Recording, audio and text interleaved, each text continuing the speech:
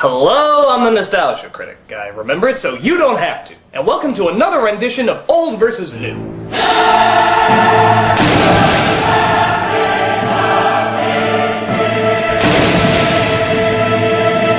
Seeing how we're so close to Thanksgiving, I thought it'd be great if we talked about a pair of Thanksgiving movies. You know, because it's kind of religious. I think Moses carved a turkey once. I forget it. It's the Ten Commandments. In 1956, one of the greatest directors of all time, Cecil B. DeMille, made one of the most famous films of all time, The Ten Commandments. Actually, it was a remake of his already popular epic from the 1920s. I guess he just wanted to up the epicness. And I know I should probably do an old versus new on these two films, but seeing how they both have the same director, I think it's kind of cheating. The 56 version is of course considered a classic, and no major studio would dare try to top it. That is until DreamWorks came along and tried to tell the same story as an animated musical.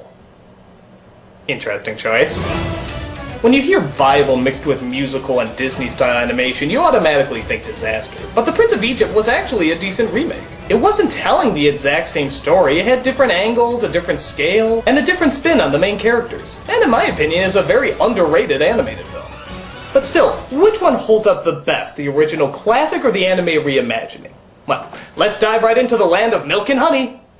That would be nice, but I'm talking about the movies. This is Old vs. New, 10 Commandments versus The Prince of Egypt.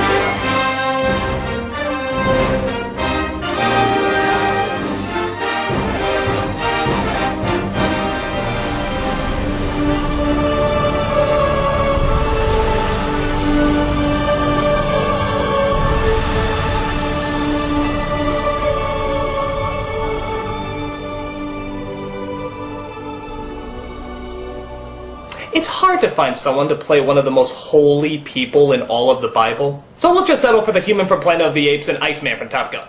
Solid. Let's take a look at Best Moses.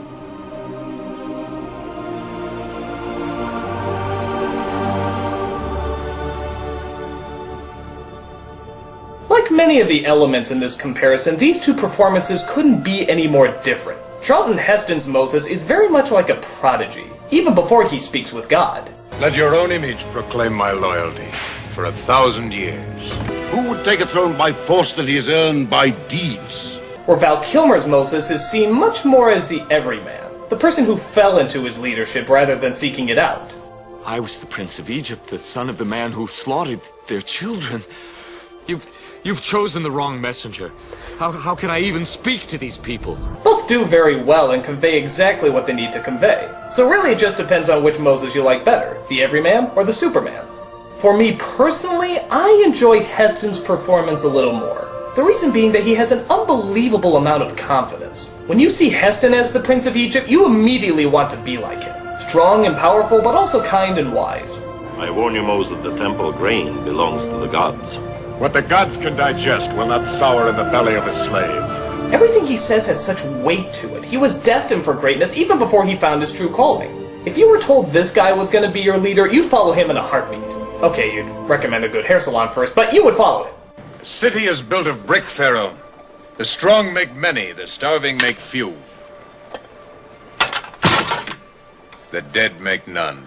The animated Moses starts out more like a rambunctious young man, like a college student who crashed his dad's car. Father, the fault is mine.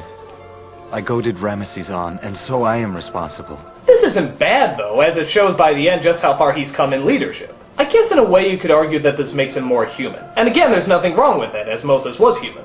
Or was he? But Heston I found was just more interesting because you feel like there was a greatness in him from the start. And when you see it realized, it's all the more influential. Though granted, his speech can at times be a little stilted and, dare I say it, preachy. Blessed art thou, O Lord our God. We bring you the word of God, and you shall know that God is God. What kingdom has sent you? The kingdom of the Most High. Biatch. Both do very well, but I think Heston gets the point in this round. Even though Kilmer's is more human and sympathetic, Heston sort of represents the will and strength that all good people can possess. And that's pretty hard to pull off. Plus, he's the only Moses where you actually know his last name. Oh, Moses, Moses, Moses, Moses. Moses, Moses. Moses, Moses. Yeah, I bet you didn't know Moses' last name was also Moses, did you? It's just like that other movie, Mario, and Luigi Mario. Don't start with me! Point goes to Ten Commandments. I didn't mean to cause you more pain. But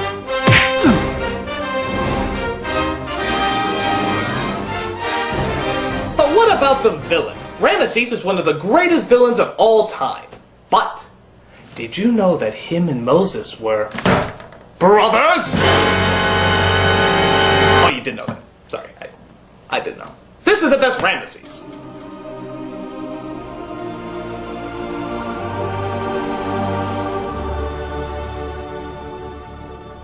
Again, these two are very different performances. Yul Brynner plays Ramesses as very cold-hearted, caring nothing for his brother or anyone else except his legacy.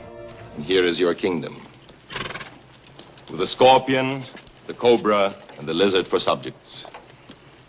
Free them if you will. Leave the Hebrews to me. What an asshole! While Ray Fiennes plays Ramesses as a product of his environment. A tortured soul who still loves his brother, but is also under the psychological grip of his overbearing father. One weak link can break the chain of a mighty dynasty. I will not be the weak link. Because of this, the Ramesses in Prince of Egypt comes across as more tragic. You know why he's making his decisions and how much it destroys him inside to declare war on his own brother. Why can't things be the way they were before?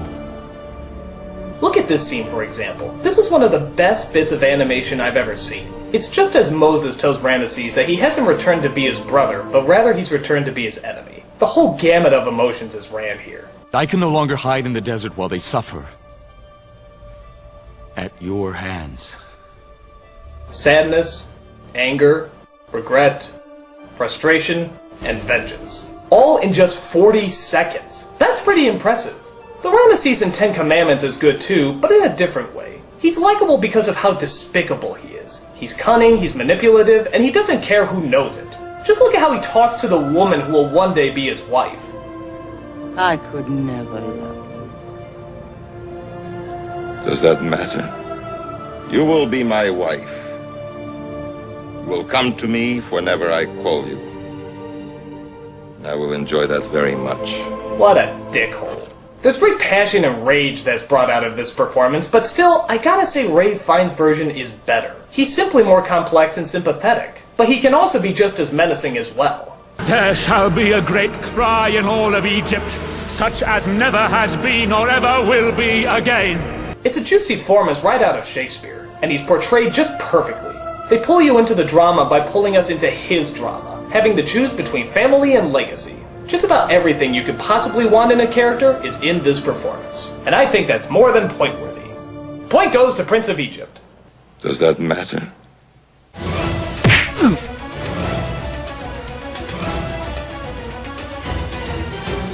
Now comes the real hard part, the supporting cast. Both these films had a gigantic cast of celebrities, and all of them were absolutely wonderful. But which one was better? Let's take a look.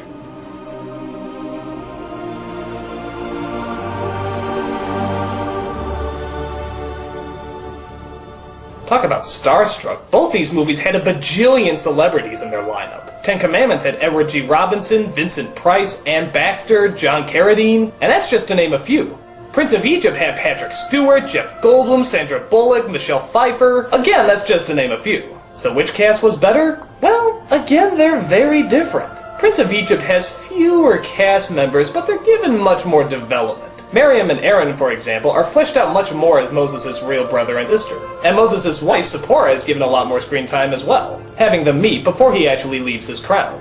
Since Ten Commandments is longer, they're allowed to look at even more characters. Like in this version, Moses has a son. We never even saw a son in Prince of Egypt, unless he was somewhere in the back. The slimy servant of Ramesses isn't in Prince of Egypt either, unless you count Steve Martin and Martin Short as the high priest. Ramesses' wife, who's one of the most interesting characters in the movie, is left out of Prince of Egypt too. What's the better payoff then? Is it good to have fewer characters and more development, or the other way around? Well, for the most part, Ten Commandments comes off as stronger because even though they have more characters, they have great actors to portray them. Because of this, the relatively short scenes still get across how sympathetic or unsympathetic they are. The Egyptian that Moses murders is much more satisfying when you see that it's Vincent Price playing him. You instantly see scumbag, and he doesn't even have to do that much. That's just the power of Vincent Price. You make no outcry, Joshua. But you will. You will cry for the mercy of death. From all humiliation and discomfort. The same can be said for Edward G. Robinson. Look how cocky he is in revealing the secret of Moses' past. Even with a sword up to his throat, he has nothing to fear. The deliverer is Moses. He's Hebrew, the son of slaves. I will pay your price. And like I said, they're not all given small roles. Ramesses' wife is very complex, choosing between the man she loves and the man she marries, only to find her life destroyed by Moses and left with the emptiness of her vengeful husband. Look at this scene. He's about to cut her to ribbons after failing to get Moses until... Before you strike, show me his blood on your sword.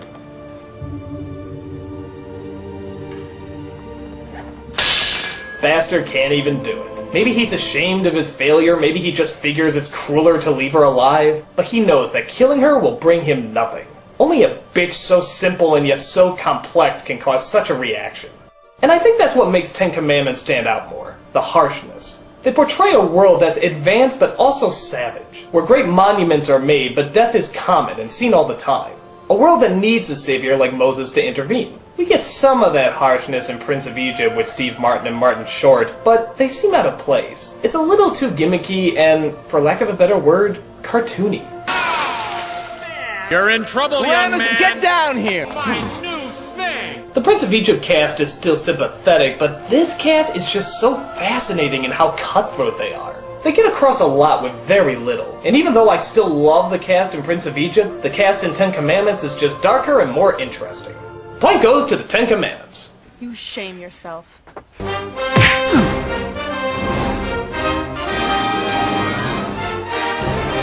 And now, the big one.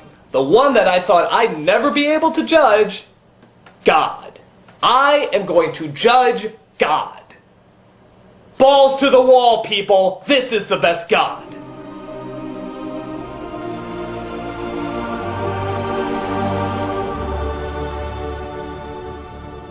So, yeah, I'll admit, it's a little weird comparing gods. I suppose like before, it just sort of depends on your interpretation. Are you a God-fearing fan or a not God-fearing fan?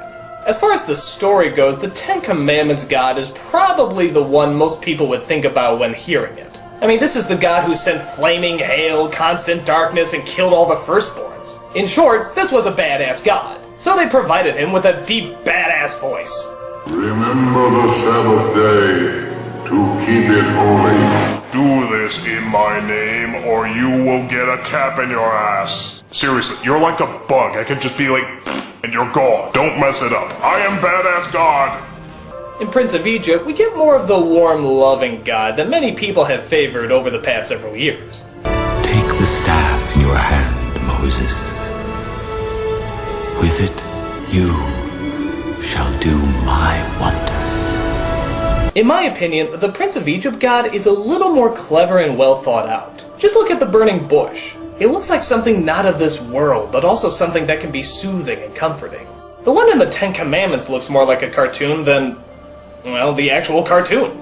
It also makes the clever choice of having the voice of Moses be the voice of God. You can read a lot into that and come up with some fun conclusions as to why. Who are you? I am that I am. I'm Popeye the Sailor Man. The one in Ten Commandments, again, is the deep traditional booming voice that, while impressive, doesn't sound that loving.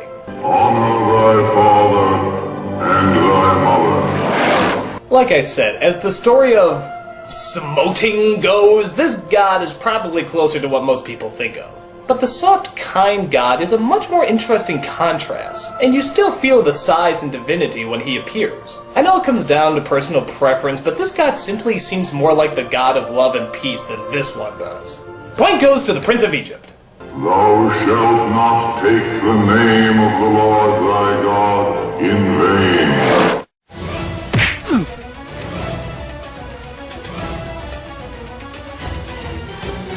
It's all tied up and we come down to the most important element, the story. This is Story for the Win.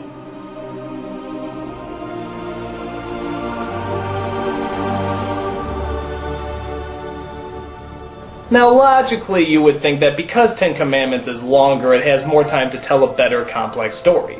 But let's really look at this. Ten Commandments is a complex story with a lot of drama going on, but there's several things they overlooked. For example, it seems to forget that Moses and Ramesses grew up together. That they were technically brothers. I know they're trying to portray Ramesses as the bad seed, but if you were never told that these two were brothers, you probably never would have guessed it. There's no love in their eyes, no memory of the good times that they had. When Moses shows up after years of being gone, Ramesses is just like, whatever, piss off. In Prince of Egypt, the heart of the entire story is around the fact that they're brothers. When Moses arrives, he has no idea how Ramesses is going to react. And he reacts like any brother would. Moses! Ramesses! The focus of the story seems to be on their relationship, and it really works. You feel the pain both of them are going through, and how much they wish they could return to what they had. This makes the drama much more interesting. I also like how more visual Prince of Egypt is. I mean, yeah, Ten Commandments looks unbelievable, but Prince of Egypt really used the visuals to its advantage. Not just because it's animated, but because they also do things differently. Like, compare these scenes back to back, where Moses tells his wife about seeing God. The original is done very well, and a lot of it is portrayed just through Charlton Heston's expressions. But in Prince of Egypt, there's no dialogue at all. I like that you have to guess exactly what he's telling her. The music almost tells the story for us, and her reaction of taking it all in is just perfect. You really feel the emotion of this scene. There's also some scriptural problems the Prince of Egypt works with too. Like in Ten Commandments, Moses turns his staff into a snake, but then the high priest do the exact same thing. Isn't the idea in both the Bible and this movie that there's only one God? How did they change those things then? Is it Insta-Snake, just add water? In Prince of Egypt, it's a bit more clever. All the tricks that the priests perform are done with smoke and mirrors. There's a blinding light when the staffs are transformed, so you could make the argument that they switched them while nobody could see. Now that's a really clever way out. The songs themselves surprisingly really help to tell the story too. Not only do they move it along, but they also show what the characters are going through, as well as enhance both the joy and suffering that everyone has to deal with. Though I will admit at times they do seem a little sporadic.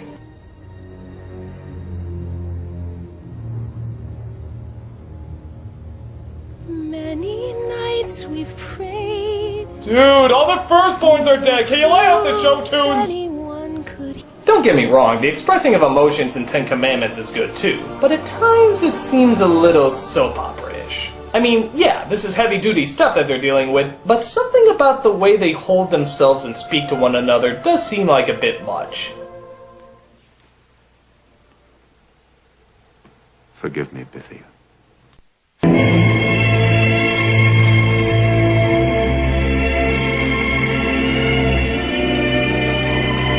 And yes, Prince of Egypt does have this problem sometimes too. There's just some moments that feel really forced. Like the comedy in the first half of the movie. It never really feels that natural.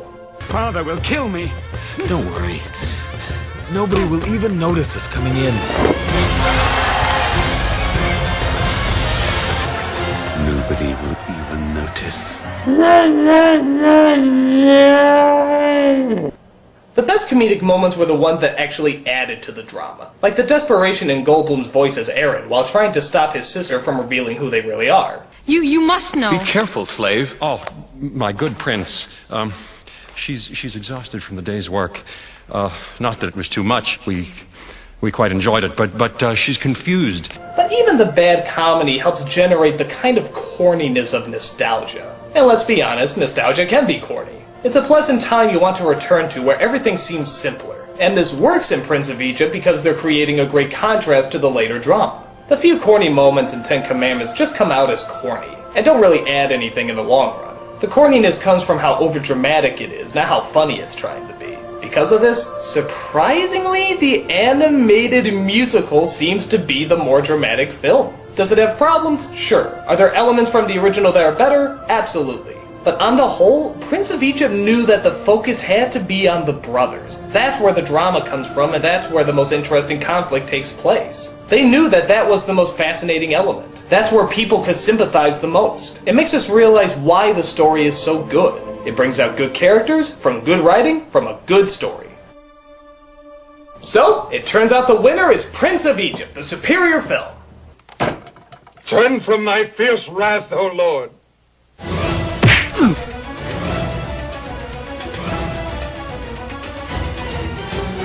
And that's all I got. Thanks for joining me, guys. Nostalgia Critic.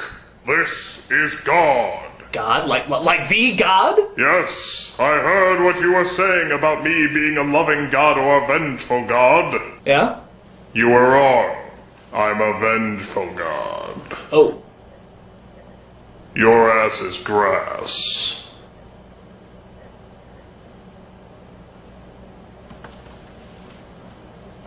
I'm the Nostalgia Critic. I remember it so you don't have to.